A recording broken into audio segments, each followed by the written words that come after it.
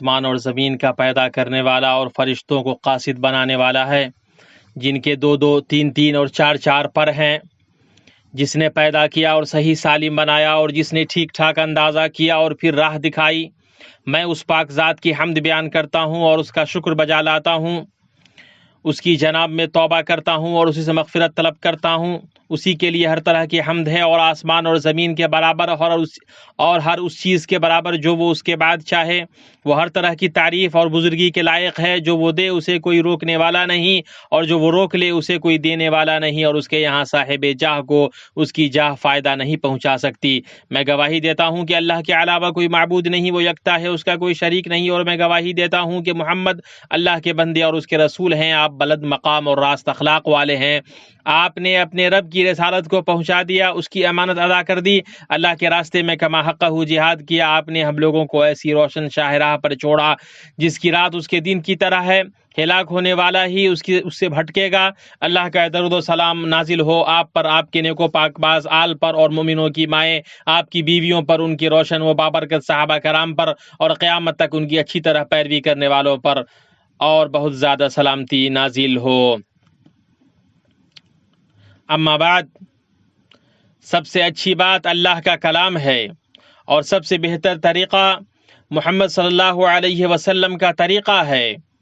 سب سے بری بات دین کے اندر نئی ایجادات ہیں۔ ہر نئی چیز بدعت ہے، اور ہر بدعت گمراہی ہے۔ مسلمانوں کی جماعت کو لازم پکڑو، اس لیے کہ اللہ کا ہاتھ جماعت کے ساتھ ہے۔ جو ان سے الگ ہوا وہ آگ میں گرا۔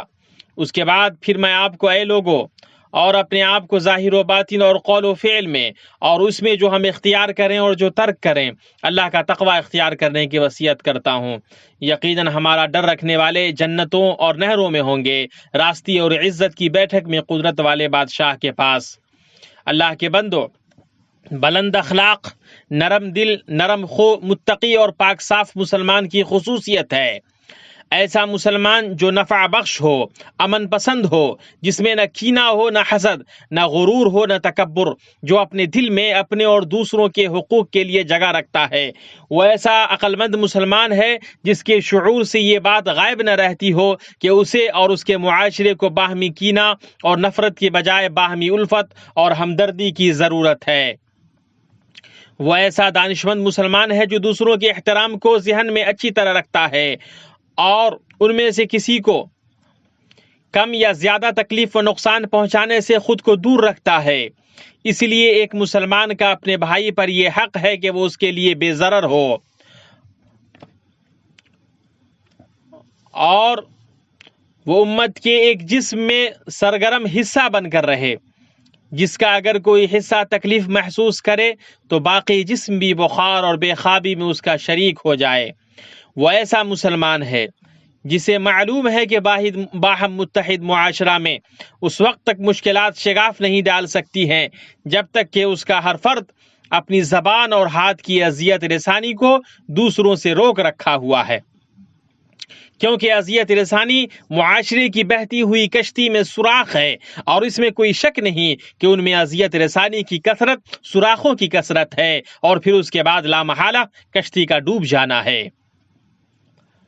اللہ کے بندو، اذیت رسانی ہر وہ عمل یا قول ہے جو دوسروں کو جسمانی یا معنوی نقصان پہنچا سکتی ہے، اور اذیت رسا لفظ تو صرف مذمت کا مستحق ہے، اس میں کسی بھی طرح کوئی اچھائی نہیں ہے، کیونکہ قرآن و حدیث میں اس کا تذکرہ مذمت اور ناپسندیدگی کے ساتھ کیا گیا ہے، اور سلف و صالح اور اہل خرد حکماء سے بھی اسی طرح کے اقوال منقول ہیں۔ یہ ایک ایسا کلمہ ہے جس کے محض تلفظ سے ہی راست صاف ستھرے لوگوں کی طبیعتیں نفرت کرتی ہیں، تو پھر اس کے نتیجے کے بارے میں کیا خیال ہے جبکہ اس کا اثر اذیت رسانی ہے۔ اللہ راست آدمی کا دل اذیت رسانی کی طرف مائل ہونے سے انکار کرتا ہے، کیونکہ یہ بچھو کی فطرتوں میں سے ہے۔ اللہ ہمیں اور آپ کو اس سے بچائے۔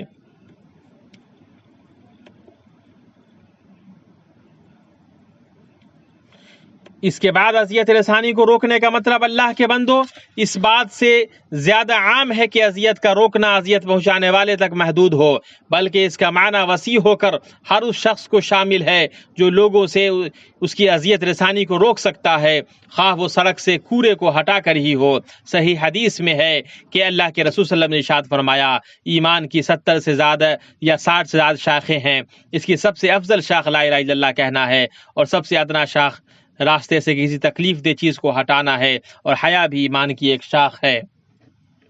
بعض اہل علم نے بیان کیا ہے کہ راستے سے تکلیف دہ چیز کو ہٹانے کی جب یہ فضیلت ہے تو پھر دلوں سے اسے دور کرنا تو اس سے بھی بڑی فضیلت ہے۔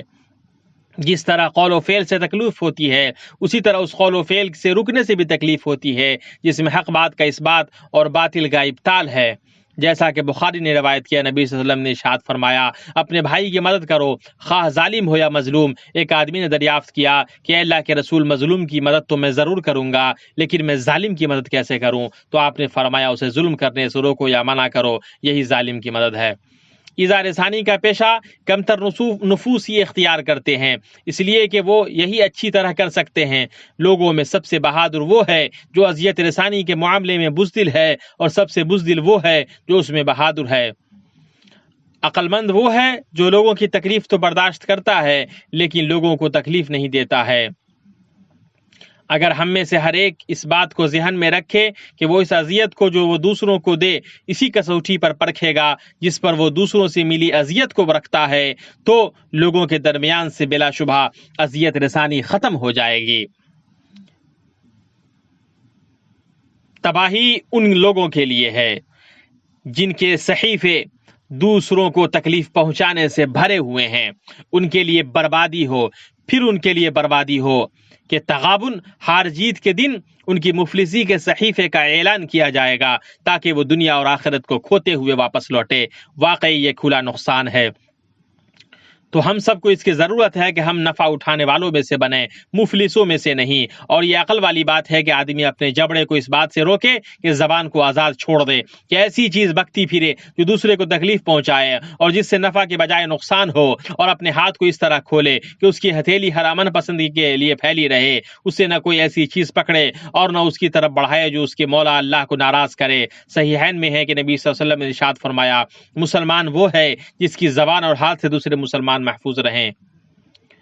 زبان کو حدیث میں ہاتھ پر مقدم کیا گیا ہے، باوجود اس کے کہ ہاتھ جسمانی طور پر زیادہ مضبوط ہے، کیونکہ زبان کے زخم میں معنوی، نفسیاتی اور زمانی گہرائی ہوتی ہے جو ہاتھ کے زخم سے بڑھ کر ہے۔ شیخ الاسلام ابن تیمیہ کا قول ہے، کچھ لوگوں کو آپ صرف تنقید کرتے دیکھیں گے، وہ فرقوں اور نسلوں کے اچھے کاموں کو بھول جاتے ہیں اور ان کی برائیوں کا تذکرہ کرتے ہیں۔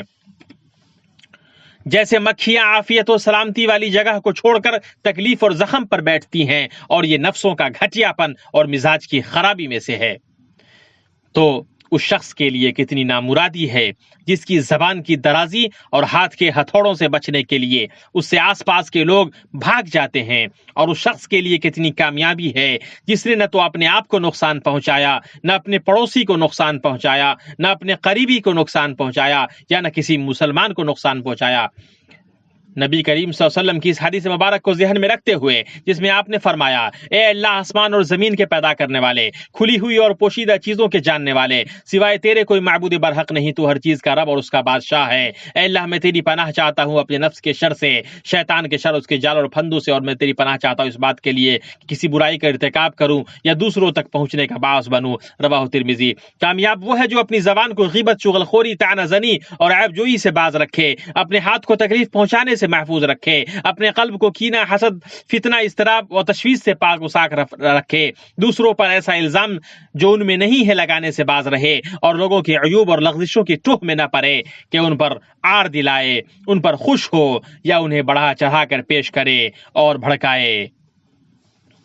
سادہ لوح وہ ہے جس نے اپنی ہتھیلی کو نرم کر لیا، اس سے تکلیف کو دور کیا اور روکا، اور وہ ہمارے لیے خندہ رو اور خندہ پیشانی بنا۔ اس نے اپنا جبڑا بند کر لیا اور ہاتھ کھول دیا۔ سنو، اللہ کا تقوی اختیار کرو اے اللہ کے بندو۔ ہم میں سے ہر ایک کو ان برے لوگوں میں شامل ہونے سے بچنا چاہیے جن کے بارے میں نبی صلی اللہ علیہ وسلم نے اپنی اس قول کے ذریعے بتایا۔ اللہ کے پاس قیامت کے دن وہ لوگ بدترین ہوں گے جن کے شر کے ڈر سے لوگ ان سے ملنا چھوڑ دیں۔ رواہ البخاری۔ اللہ میرے لیے اور آپ کے لیے قرآن اور سنت برکت عطا فرمائے اور آپ کو اس کی آیت و حکمت سے فائدہ پہنچائے۔ میں کہتا ہوں جو تم سن رہے اور اللہ سے اپنے لیے اور آپ کے لیے گناہ کی مغفرت طلب کرتا ہوں، آپ اس سے مغفرت طلب کریں، بے شک، اور توبہ کریں، بے شک وہ بڑا بخشنے والا مہربان ہے۔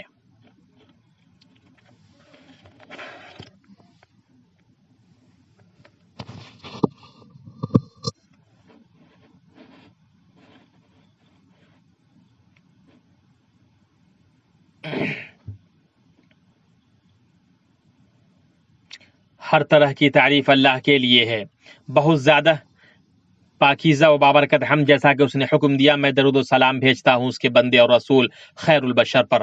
اما بعد، اللہ کا تقوی اختیار کرو اے اللہ کے بندو، اور جان لو کہ ایک ایسا عظیم صدقہ ہے جو مسلمان کو فائدہ پہنچاتا ہے اور اس کا مقام بلند کرتا ہے۔ ایسا صدقہ جس کے لیے نہ تو مال کی ضرورت ہے اور نہ جسمانی محنت کرنے اور نہ کچھ بولنے کی ضرورت ہے۔ یہ ایسا صدقہ ہے